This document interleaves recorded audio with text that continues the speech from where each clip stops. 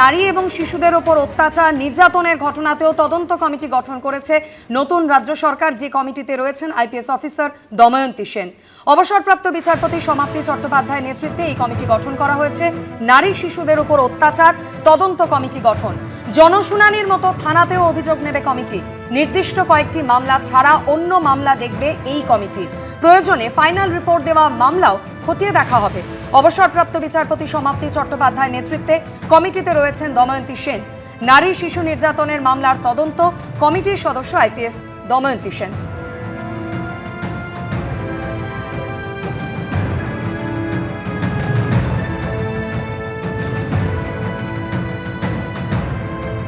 গত 15 বছর ধরে পশ্চিমবাংলায় যত মহিলা শিশু নির্যাতন হয়েছে তার সব বিচার হবে। সেখানে তদন্ত কমিটি হয়েছে, তারা সমস্ত কেসকে খুলে দেখবেন আর তার যারা দায়ী আছে তাদেরকে সাজা দেওয়ার ব্যবস্থা হবে।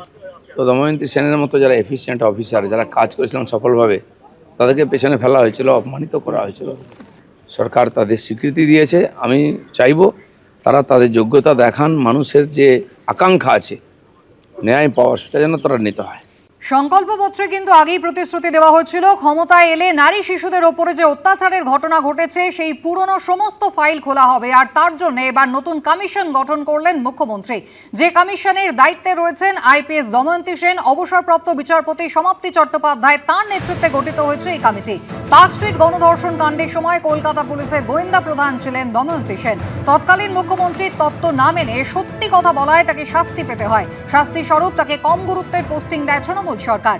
নারী নির্যাতনের তদন্তে অবসরপ্রাপ্ত বিচারপতি সমাপ্তি চট্টোপাধ্যায়ের নেতৃত্বে এবার তৈরি হলো কমিশন।